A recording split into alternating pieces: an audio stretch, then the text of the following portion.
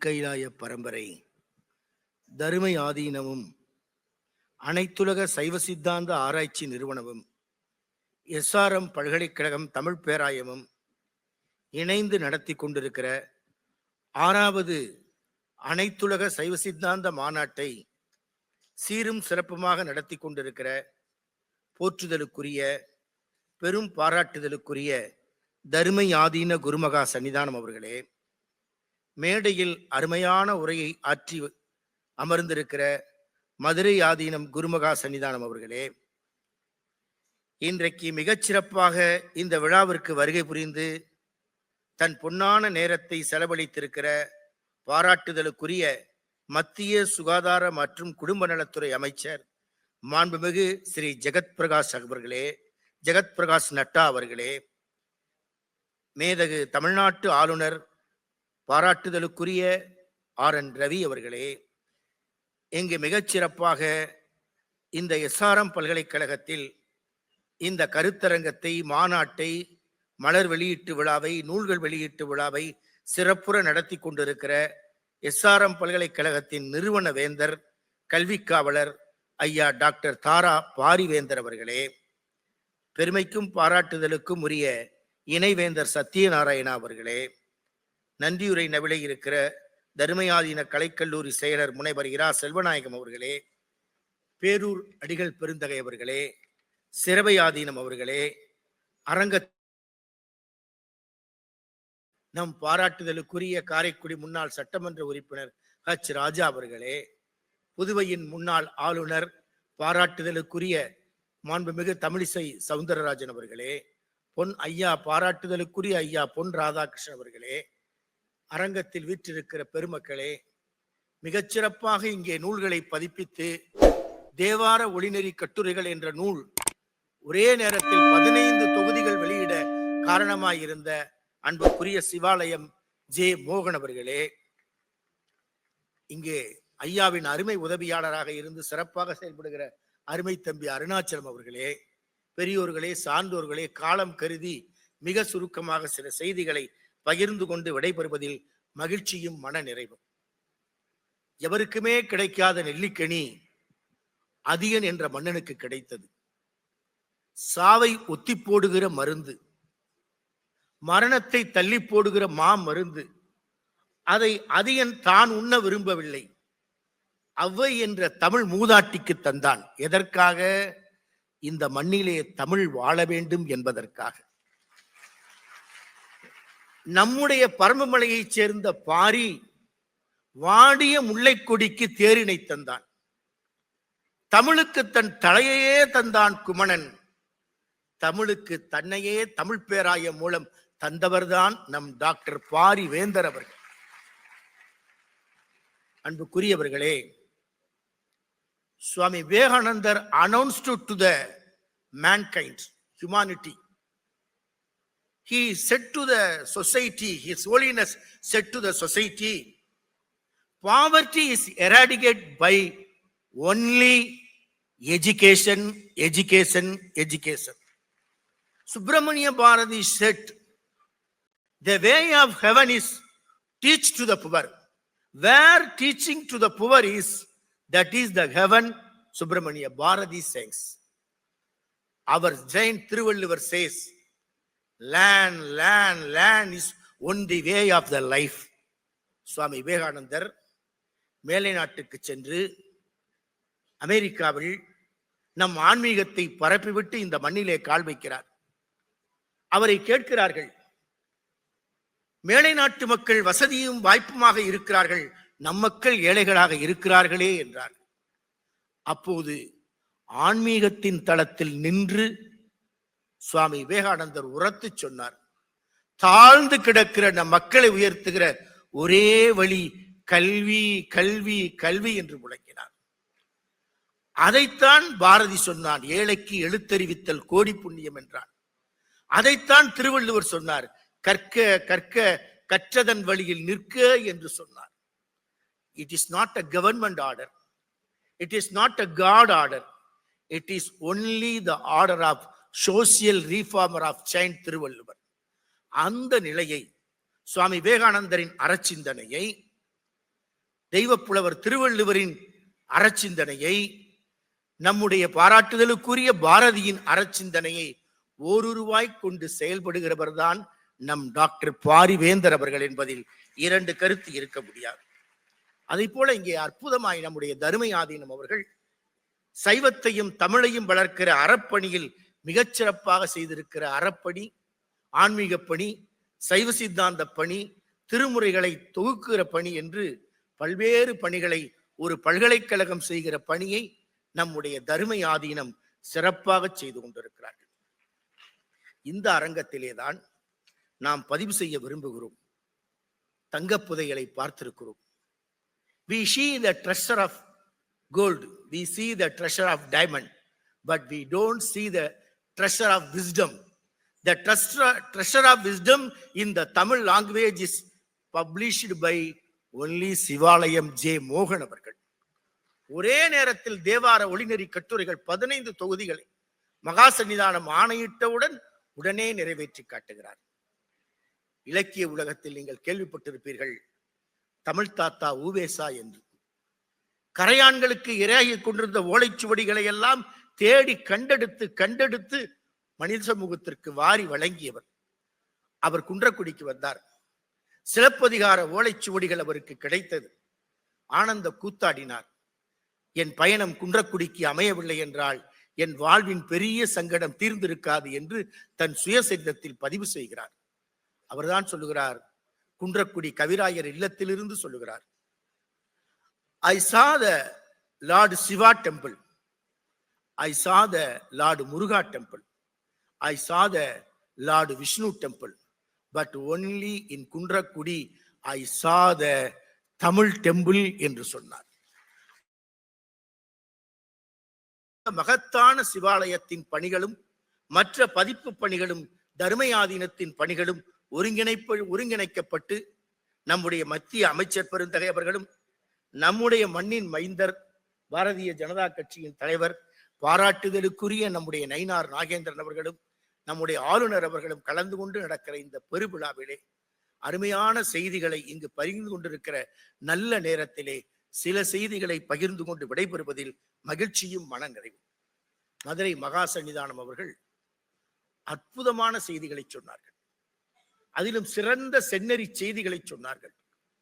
சைவ சித்தாந்தம் is the highest water mark of the Indian society and Indian culture என்று சொல்வார்கள். பாரதத்தின் நாகரீகத்தில் மணி முடிதான் சைவ சித்தாந்தம் என்று சொல்வார். ஜியு போப் சொல்கிறார், this system possesses the merits of great antiquity in the religious world. பிரதானமான சமயம் சைவம். It is heir to all that is most ancient in South India. தென்னிந்தியாவின் மிகப்பெரிய பழமையான சமயம். It is a religion of Tamil people by the side of each other. Every form is comparatively foreign origin. As a system of religious thought, as an expression of faith and life, the Saiva Siddhanta is by far the best that South India possesses. Indeed, it would not be rash to include the whole of India to maintain that judged by its intrinsic merits, the Siddhanta represents highest watermark of the Indian thought and Indian life. இந்திய நாகரிகத்தின், பாரதத்தின் நாகரிகத்தின், கலாச்சாரத்தின் மணி முடிதான் சைவம் என்று உறுதிப்பட தெரிவிக்கிறார்கள். அதைத்தான் இன்றைக்கு தருமை ஆதீனம் அவர்கள் மிகச் சிறப்பாக செய்து கொண்டிருக்கிறார்கள். நிறைய நாம் சிந்திக்கலாம். காலம் கருதி சுருக்கமான சில செய்திகளை இங்கே நாம் பரிமாறிக்கொள்ள விரும்புகிறோம். சைவம் என்பது தத்துவம் மட்டுமல்ல, அதுதான் வாழ்க்கை முறை. சைவம் is the way of life. அதை எப்படி சொல்கிறார்கள்? வாழ்க்கை பொய், மனைவி மக்கள் பொய், உறவுகள் பொய், சுற்றம் பொய், நட்பு பொய், எல்லாம் பொய். ஓடு, வீட்டை விட்டு ஓடு, இடுகாட்டை நோக்கி ஓடு என்று புறநெறிகள் இங்கே படையெடுப்பு நடத்திய போதுதான் என் வாழ்க்கை எப்படி பொய்யாகி போகும்? எனக்காக இன்பத்தில், துன்பத்தில், சுகத்தில், துக்கத்தில், நன்மையில், தீமையில், வாழ்வில், தாழ்வில், ஏற்றத்தில், இரக்கத்தில் அழுதும் சிரித்தும் மகிழ்ந்தும் இருந்த வாழ்க்கை துணை நலம் எப்படி பொய்யாகி போகும் என்று கேட்டதுதான் சைவ சமயத்தின் சாரம். அதைத்தான் திருஞான சம்பந்த பெருமான் சொன்னார். மண்ணில் நல்ல வண்ணம் வாழலாம். இங்க மதுரை வீதியில ஒரு பெரிய போராட்டம். அது சமய போராட்டம் மட்டுமல்ல, பண்பாட்டு போராட்டம். அந்த பண்பாட்டு போராட்டத்திற்கு தலைமை தாங்குகிறவர் திருஞான சம்பந்த பெருமான். தமிழ் வழக்கு வெற்றி பெற வேண்டும் என்ற நிலைப்பாட்டில், தமிழர் பண்பாடு, தமிழர் நாகரிகம் காக்கப்பட வேண்டும் என்ற நிலையிலே நடத்திய போராட்டம். அதிலேதான் மண்ணில் நல்ல வண்ணம் வாழலாம், வாழ்வதற்கான வாழ்க்கை என்று சொன்னது சைவ சமயம். எண்ணி பார்க்கிறோம், எங்க பகுதியில காளையார் கோவில் என்று ஒரு பகுதி இருக்குது.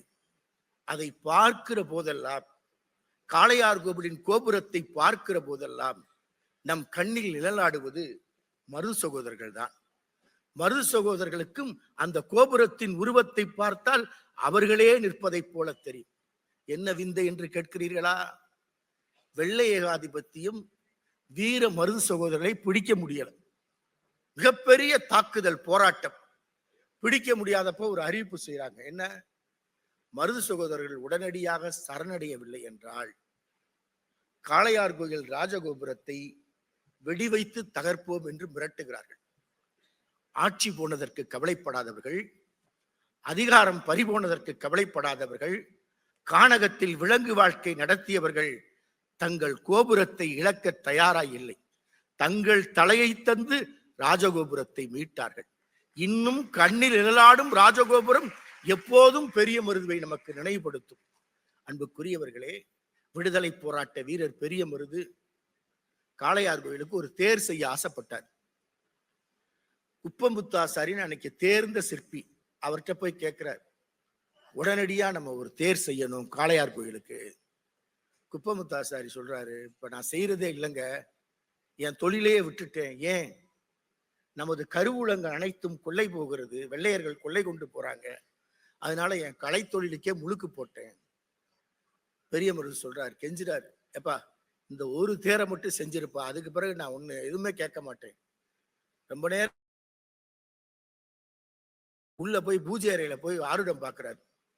ஆருடம் போட்டு பார்த்தா தேர் செய்யக்கூடாதுன்னு அவருக்கு முடிவு வந்துருச்சு. தேர் செய்ய மாட்டேன்னு உறுதியா மறுக்கிறார். பெரிய மருது சொல்றாரு, எனக்கு தேர் வேணும், நீ செஞ்சுதான் தரணும் காளையார் கோவிலுக்கு. உடனடியா, இல்லைங்க எனக்கு செய்யறதுக்கு விருப்பம் இல்லை, முடியவே முடியாது, என் உயிரே போனாலும் செய்ய மாட்டேன்.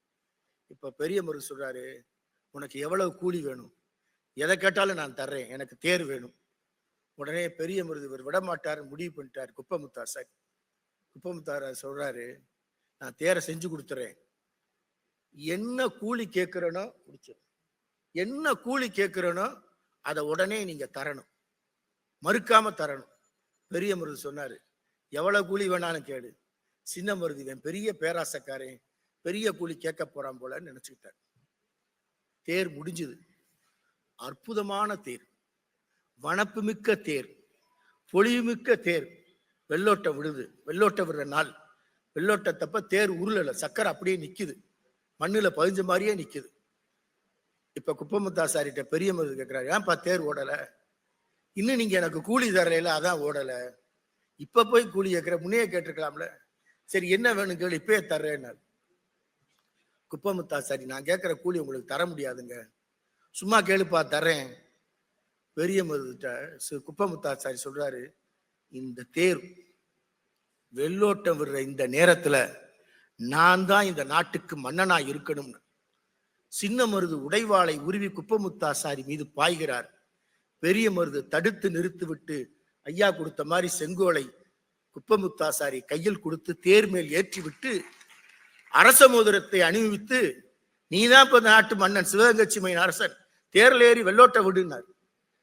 தேரில் ஏறி குப்பமுத்தாசாரி வெண்கொடியை பறக்க விடுகிறார். நடந்து போகிறான் பெரிய மருது. எல்லா அரச அதிகாரத்தையும் துறந்து விட்டு ஒரு துறவியை போல தேருக்கு முன்னால் பெரிய மருது நடந்து போறார். தேர் ஒரு திருப்பத்துல திரும்புது.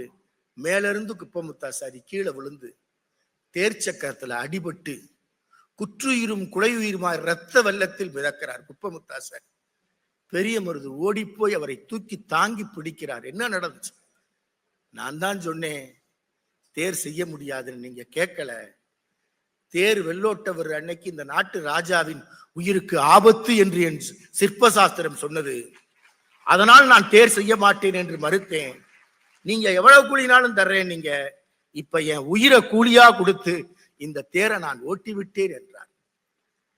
மக்கள் இன்றும் நாடோடி பாடலில் பாடுவார்கள், தேர் ஓடாது, பெரிய மருது வந்தாலும் ஓடாது, சின்ன மருது வந்தாலும் ஓடாது, தேருக்குரியவன் குப்பமுத்தாசாரி, அவன் வந்தாலே தேரோடும் என்று கண்ணீர் பாடல்கள் உண்டு.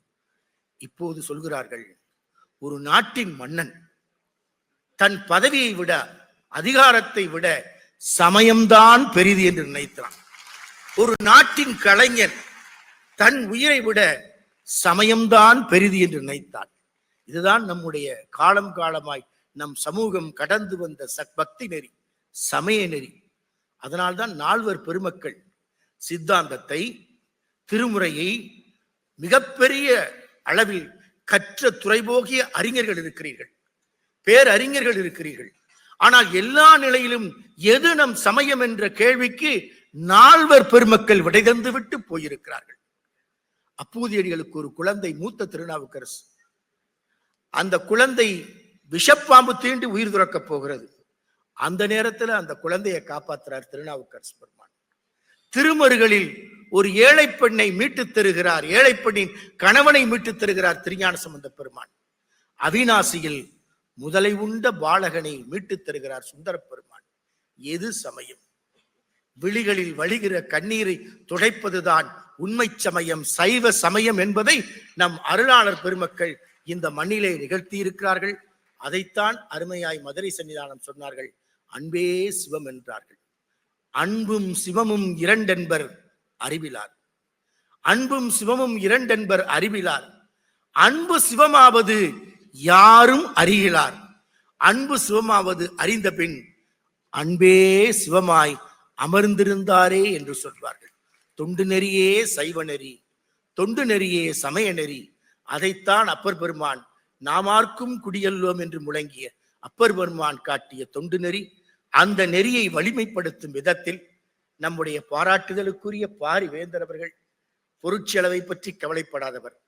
அவர் எண்ணம் எப்போதும் ஆன்மீகம், ஆன்மீகம், கல்வி, ஏழை மக்களுக்கான வாழ்வு என்ற நிலையில் தன் வாழ்வை அர்ப்பணித்து அதன் தொடர்ச்சியாய் நம் அன்புக்குரிய சத்யநாராயண அவர்களும் அந்த பாதையில் இணைந்து பயணிப்பதும், தர்மயாதீனம் அவர்கள் இதற்காக தன்னுடைய பொன்னான நேரத்தை செலவழித்து வந்திருக்கிற நம் மேதகு ஆளுநர் அவர்களுக்கும், பாராட்டுதலுக்குரிய மத்திய அமைச்சர், நம்முடைய மத்திய அமைச்சர் நட்டா அவர்களுக்கும், மாண்புமிகு ஸ்ரீ ஜெகத் பிரகாஷ் நட்டா அவர்களுக்கும் நெஞ்சார்ந்த நன்றிகளை, நல்வாழ்த்துக்களை. Very very thanks to our honourable central minister Shri Jagat Prakash Nadda and very very thanks to our மாண்புமிகு கவர்னர் அவர்களுக்கும் தெரிவித்துக் விடைபெறுகிறோம். நன்றி, வணக்கம்.